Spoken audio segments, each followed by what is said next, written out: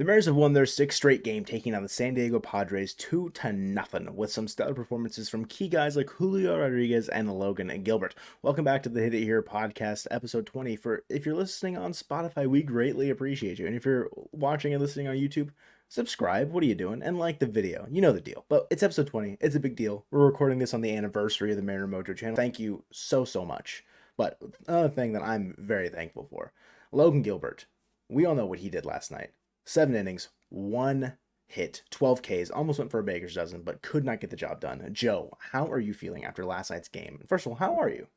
Yeah, I'm feeling good, man. I'm glad that you asked how I'm doing, because it's honestly a phenomenal game all around. And yeah, you would have liked the offense maybe to do a bit more. They were kind of running into some outs and some shenanigans early on in the game. Let's be real. But Canzone, beautiful double, stole third, got pretty lucky, the ball hit off Machado's heel of the glove, but there's a lot that went right for the Mariners to take the win, and it was probably a little bit closer than it necessarily should have been, I guess, but it cannot be overstated how dominant Logan Gilbert was on the mound. His secondary stuff has evolved so much over the last calendar year, and it's completely changed his dynamic as a pitcher. We thought his growth from his rookie year into his sophomore year last year was a ton. It's a completely different pitcher again this year, and he just continues to get better, it seems like. A lot of the conversation around the Mariners pitching staff is, is Kirby the number two, or is Gilbert the number two, and maybe even Kirby the number one. I would be, I'm willing to put Gilbert into this conversation with Castillo and Kirby more frequently because two solid outings. Yeah, Logan has definitely had two very dominant outings so far this year. And against really good competition, like you said, the complete game shutout against the Giants. And then the Padres, albeit the record is not very good so far this year, they have been underperforming, but they were coming hot. They were hot coming into this series. And Juan Soto is one of the hottest hitters on the planet. And Logan Gilbert is the first right-handed pitcher in MLB history to strike out Juan Soto 3 times. Wrap that around your head really quick. Juan Soto has been in the league for a while. He's got over 2,500 career at-bats. He's got over 3,000 career plate appearances. He's faced more premier right-handed pitching than Logan Gilbert. And Logan Gilbert is the first right-hander strike him out 3 times. Phenomenal job from Walter. And passing it off to Andres Munoz and Matt Brash in the 8th and 9th. Great job overall from the pitching in total today. But we did get a little bit of the Brash experience, but, what would a Mariners game be without the Brash experience? And Munoz did let a little bleeder through from Ha-Sung Kim, but it was in an 0-2 count. He had him on his back foot. He was fooled, but he did rear back and get the job done. Just an overall fantastic win from the Mariners. There's lots to like about where the bullpen is at right now, and with some of the not so premier arms, if you will. They looked great against the Angels and other times throughout the year in high leverage situations. We all know how clutch Saucedo was to finish out the 4-game mop of the Angels. I trust these guys so much. And speaking of the Angels, they're going to be in town in the middle of September, and our good friends over at Simply Seattle are hosting a Shohei Ohtani recruitment event, essentially. They've got a ticket deal going on right now where you can get a Come to Seattle Ohtani shirt and a ticket to the game on Tuesday, September 12th. Check that out. It'll be linked down in the description down below, but there's a lot to look forward to right now heading into Game 2. It's not just the fact that we won 6 in a row. We're 2 back at Toronto, but we've also got an MLB debut. Joe, you're right. Emerson Hancock is likely going to be making his debut against the Padres in Game 2. Bryan Woo has found himself on the Phantom IL, theoretically. He went on the 15-day IL with right arm, forearm inflammation or whatever, and there's been a little bit of concern surrounding the Tommy John surgery that he's had. And they've come out and basically stated that it is just like a precautionary thing to allow him to get some, rest, essentially, because it's the most innings he's ever thrown in his major league career. I think he's at like 99 innings or something like that. And his arm's likely just becoming fatigued. It's just the natural process that happens. And they've already said that he's going to pitch throughout the end of the year. If you want to use him in a bullpen role, maybe he could play well there with his high velocity fastball, or maybe even Bryce Miller goes there and does the same thing. You've got options, because the conversation we're supposed to be talking about, got a little sidetracked, is Emerson Hancock. That's what we're supposed to be talking about right here. Getting called up from Double-A Arkansas. He was the number 6 overall pick in 2020. A long time coming for Emerson Hancock, who did get passed up by Miller and Wu this season. He was ahead of them for a long time in the prospect rankings, but he just kind of like stagnated a little bit while Miller and Wu were on the rise, it felt like. Yeah, and honestly, if he did stagnate a little bit, right, there's still a lot to like about Emerson Hancock's potential and his game overall, I would say. He's got a decent fastball, and he's got a changeup that is devastating. Should he feel confident enough to throw it against major league talent in a major league game, let it play a little bit, see how it goes. We know the tail of the tape on Emerson Hancock. He struggled at times, but he's also been dominant enough to win Texas League Pitcher of the Month. So it's just, yeah, he's got good stuff. It's just whether or not, what version of Emerson Hancock are you going to get in this debut, right? Are we going to get the blow-up start or the pitcher of the month? And we all know how, crazy Bryan Wu's first start was. So if he doesn't do well tomorrow, don't lose your heads. Yeah, I think like many Mariners fans, we repressed that memory. I want to say we repressed that start. Yeah, and Wu was able to bounce back exceptionally well in the later starts against competition. It's probably not up to par with the Texas Rangers, especially with how hot they were at the time, but he's come out and pitched well against other contending teams, and to think that Emerson Hancock doesn't stand a chance, I guess, especially against the Padres team they've been scuffling. They've got a lot of talent, but I don't know. I'm not willing to write him off quite yet, right? Like, I don't want to just have this be the, I'm not, willing to let Emerson Hancock have his moment in the sun. But, this is also just speculation. They haven't announced it yet, but they've all but done announced that the fact that he's going to be starting. They could move Castillo to start tomorrow, but I don't think that makes a whole lot of sense. But what we do know is that we are going to be facing Yu Darvish on the mound tomorrow. And Darvish, we've got the pedigree. We've got the tail of the tape on him as well. He's going to be throwing 52 different kinds of pitches at the Seattle Mariners batters tomorrow. But in 2023, he's not doing overly well. He's got a 4.41 ERA with a record of 8-7 and 121 strikeouts. We saw him a bunch in his early career with Texas. He's Yu Darvish, right? He's still got the stuff. It's just not as devastating. And with how the offenses looked previously, the 2 runs in yesterday's game, not ideal. But if you can get 1 or 2 more of those big hits, which the Mariners had opportunity to do in the first game, you can get it done against Darvish tomorrow. Yeah, the production that we've gotten out of Dylan Moore since he started to heat up has been phenomenal. Cannot go understated just how valuable Dylan Moore has been since he's turned it around. And you can call it a Linsanity run or whatever you want. Whether or not he's going to fall off like Mike Ford has seemingly done, because you just don't know where he's at on this roster, it feels like at this point. And kind of like a similar thing with Caballero's kind of run into a wall, but seeing Dylan Moore step up, probably going to be seeing more games at second base instead of Caballero against lefties. I mean, Rojas hasn't done a whole lot so far. And then, obviously, Julio scalded the ball a couple times. JP got on base 3 times. A little bit more that you could have wanted out of Gino and maybe Teo with some RBI scoring opportunities. But if they can come up clutch tomorrow, I can see this going in the Mariners' favor very, very easily. Yeah, and you expect certain guys to come up clutch, and in specific situations, they've done it plenty of times this year. But it's nice to see, like, Dylan Moore doing what we've talked about already with, like, the clutch RBI triple, and Trent Grisham, he kind of went face first in the wall almost. It was a running jump into the wall, but it was a closer play. But you love to see the not so typical guys getting hot, and Breaking T's got the perfect shirt for you guys.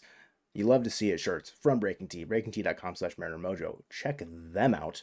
A perfect shirt for the occasion here. You'll love to see it, plain and simple, right there.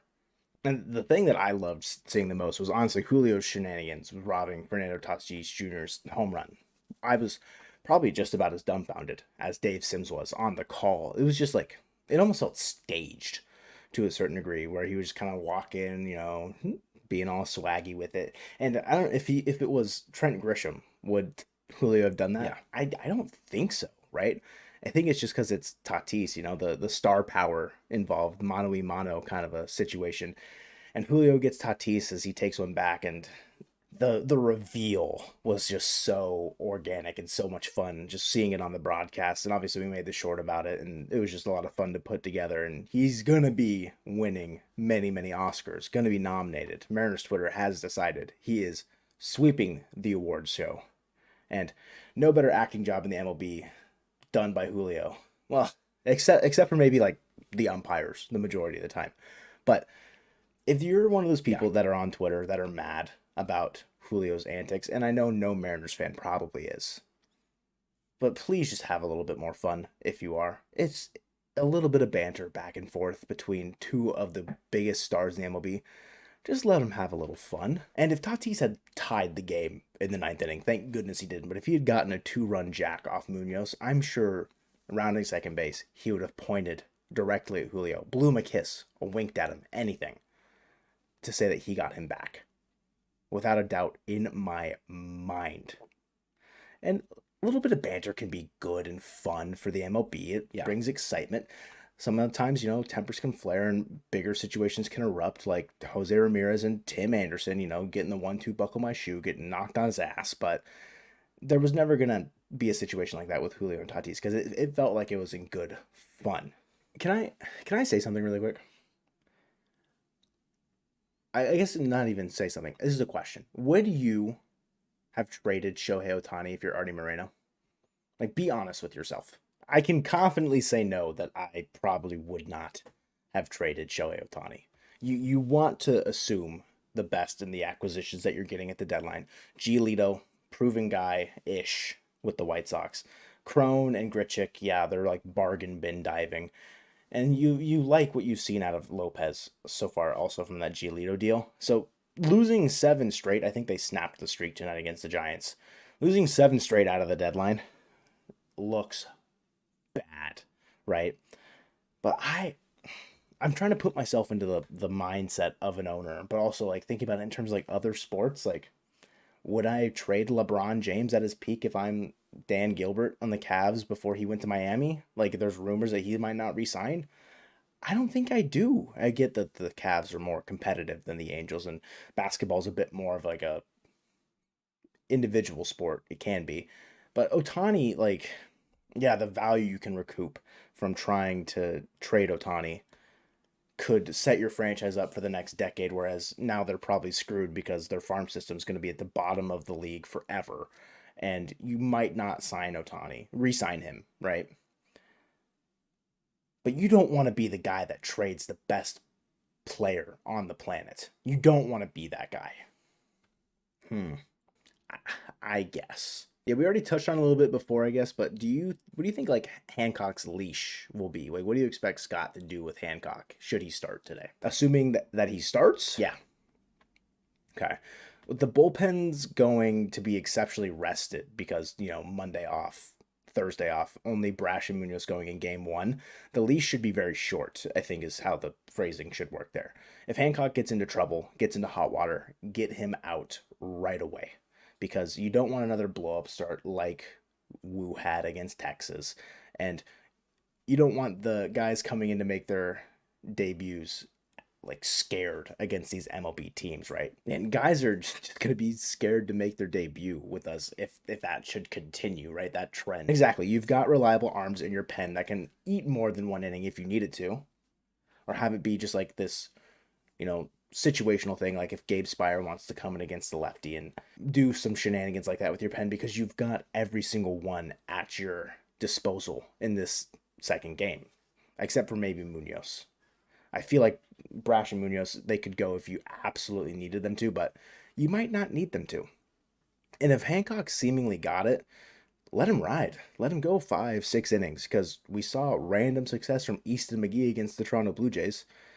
Let's see if Emerson Hancock can have something similar, right? Yeah, if he's limiting hard contact, that's going to be the biggest factor, I think, for Emerson Hancock. Gilbert was phenomenal at missing hard contact, and the repertoires and skill, I would say, are pretty different between Gilbert and Hancock. But that's going to be the big thing.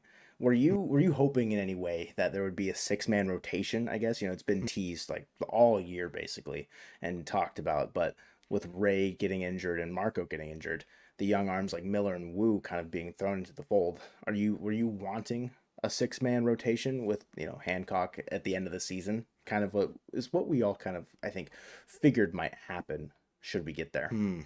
If I'm being honest, not really. Yeah, I don't that's fair. really crave the idea. I guess I wouldn't be opposed to it, but I don't know. I think he can throw guys off rhythm if you focus too heavily on the six-man rotation.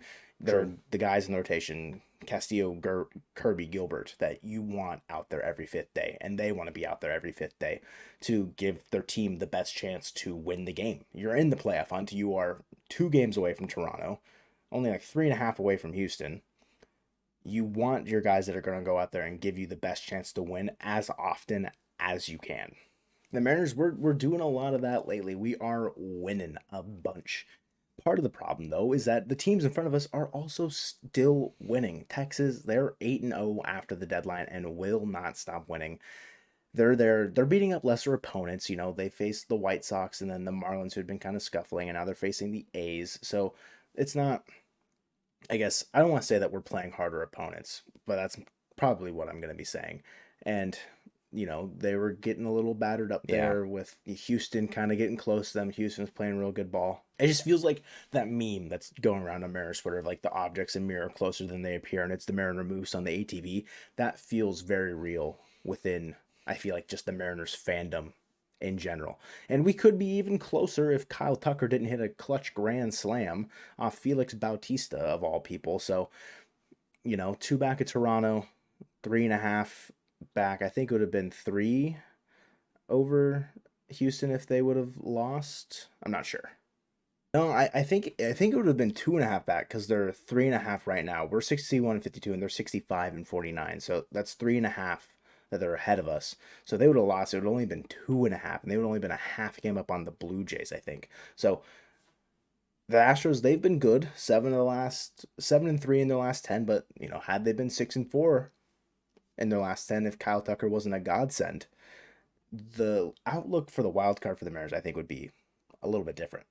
Damn, it's really that close, huh? I feel like it was literally like yesterday where we were still on the cusp of winning or not, and whether or not we're buying or selling. You know, the battle of 500, finally, whether or not we could escape more than 1 or 2 games above 500 the whole year, and now we're sitting 9 games over 500. Are you kidding me? That feels, it's incredible. It's so freeing that we're just not anxious all the time with the direction of the team. And you know, there's probably a lot of pressure around the deadline as well when you're playing 500 ball, where you're at a team that could have been better but wasn't up until that point. But now that you're 9 games over 500 after the deadline, I couldn't even imagine where like the conversations and like where the team headspace would be at. Should we have been, you know, say, lack of a better term, 9 games over 500 at the deadline? Yeah, I mean, if we were 9 games over 500 at the deadline, I think we'd be probably close to leading the division or right behind Texas, because they would have been, they're 14 up before their 8-game win streak right now. So I don't know. It would have been, the outlook would have been extremely different. But something I'm surprised I haven't brought up yet is how god awful the scheduling and calendar has been so far during the stretch of games. And I think the reason why I haven't really thought about it a whole lot is because we're winning, you know? I don't have to think about how we just spent 4 games in Anaheim to come home again to play San Diego for 2 games, have 2 days off in the middle of that on Monday and Thursday, and then still be in Seattle for, you know, the weekend coming up. I does not make sense to me. And I'm mad about it. For whoever did this, you want like names and addresses? Like, what are you trying to get out of this? I just want them to know that if they're out there, I will find them. Now, I've got podcast questions from the Discord. Mike, this is from 6 days ago, so it's a little bit outdated, but it's asking about free agents on the waivers, essentially. So Dallas Keuchel is a name that's been circulating. Ramon Laureano is a name that got DFA'd recently. Where are we at with maybe filling out this roster should things happen, like injuries or guys start to underperform? Are there someone that you're kind of looking out for in terms of these names on waivers? I'm not really fixated on any names personally. Like Mancini, Dallas Keuchel, not really about it. Yeah, I think if we weren't so confident with our young pitching, Keuchel could have made sense. I think he's already been picked up and already made a start. So, Mike, apologies that your question's a little outdated at this point, but Trey Mancini, if Ty France was still having his, you know, not going to the chiropractor problem, maybe, but he has not been the same since he left Baltimore. Unfortunately for him, great guy, love the guy, but just not a good fit, I feel like, because you don't really want him playing first because he's not the best defensive first baseman, and the bat's just not worth it in terms of that, Did just pick up Ryan Jensen. He's only 25, but it's an arm essentially. I think the most popular one that I saw circling a little bit was the Ramon Laureano one, just because he crushes lefties. But I feel like that would just be AJ Pollock 2.0. So I don't know. I'm fine with the roster staying pat and calling up guys from AAA like Sam Haggerty or someone. I don't know. I can't think of anybody else. Sam Haggerty is the only one that I think that makes sense. But yeah, keep the roster with where it's at and trust that they can push you to that next step for the wild card push. Yeah, another guy. I know we just you mentioned Ryan Jensen. Another guy that I thought of was Brett Honeywell, but unfortunately he got picked up by the White Sox. So sucks to suck. The Padres DFA'd him, so it was just a reliever. It's a similar guy to the Ryan Jensen pickup from waivers from the Cubs. So overall, I'm kind of aligning with you, right? Stay pat with the team. There's going to be a guy within the system that could probably provide for you more than a DFA'd guy from around the league, because there's a reason he got DFA'd. No one picked up Colton Wong. Colton Wong got released for a reason, right? Just the value, it's not intrinsically there for these guys that are getting DFA'd. We talked about game 2 against the Padres, and we all know what's going on. But more importantly, coming up this weekend, a huge weekend for Mariners fans just in general. It's a big series against the Orioles. It's King Felix Hall of Fame induction weekend. It's going to be special, and neither of us are going to be there because, well, we're the same person. And I know we haven't really talked about that. Sorry that if it's weird, but had to make do because Colton is not here with us tonight. He will be at the Orioles series this weekend to celebrate King Felix. It's going to be such a special weekend, guys. Soak it all in. It's going to be a bunch of fun. I'm going to be crying on the couch. I know Colton's going to be crying in the stands. The Orioles, it'll be a tough matchup for sure. We know that going into it. They're a really, really good baseball team. They're so young and talented. But there's a lot to like from this Mariners ball club right now that, could show up against the Orioles on Felix's weekend. We have to, it's in our blood, right? It's in our DNA. Got loyalty, got royalty inside our DNA. The Mariners tweeted. Kendrick Lamar song, if anyone's familiar. It's just a video got me hyped. Yeah, if they end up starting Hancock tomorrow against the Padres, I think that means Castillo, he'd be going on Friday against the Orioles, and then it would be Kirby and Miller the rest of the weekend there. And the pitching matchups, they should always favor the Mariners because you've probably got a top 5 rotation, all of MLB, if you're Seattle. And the Orioles that we know is the offense mainly over there, and the bullpen has been phenomenal for them. Their pitching staff, the starters, they've done okay, but they're not premier like the Mariners necessarily, right? And I think if you can beat the starters and you don't have to beat the bullpen, you'll be fine. Because you don't want to have to try and beat Yennier Cano and Felix Bautista and even like Shintaro Fujinami, who's been throwing gas over there in Baltimore. They picked him up from the Athletics at the deadline. You still want to have to beat them, but I'm feeling good about this Mariners team heading into this Baltimore series because you're taking 2 out of 3 from Boston. You swept the Angels in a 4-game series on mop, and then you're at least splitting with a very talented Padres roster. It's just not performing as well. I'm not going to be overly upset if we go 1-2 against Baltimore. And it is Felix weekend. I'll admit I'll be a little upset that they don't show out for King Felix, but it's not the end of the world because you've got a softer schedule the rest of August. You've got 4 games against the Royals. You've got Houston in Houston, so it might be a little bit tougher. And Houston's been playing good ball, but we've been playing Houston really well this year, so I'm still confident against that.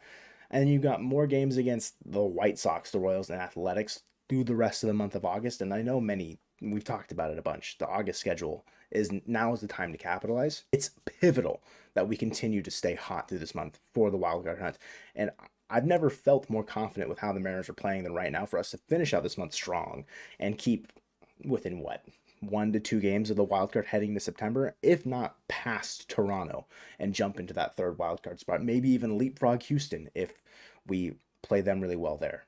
It's not close to outside the realm of possibility for me. Yeah, I mean, we've leapfrogged, I feel like, every single team that we needed to, except for Toronto at this point. We've put ourselves back in the conversation of competition to be in the playoffs, to be the team that broke the drought, and now we're still fighting back for it, right? We're not just going to be complacent and sit idly by and let the season go to waste if some of the core guys weren't playing up to standards for a little bit.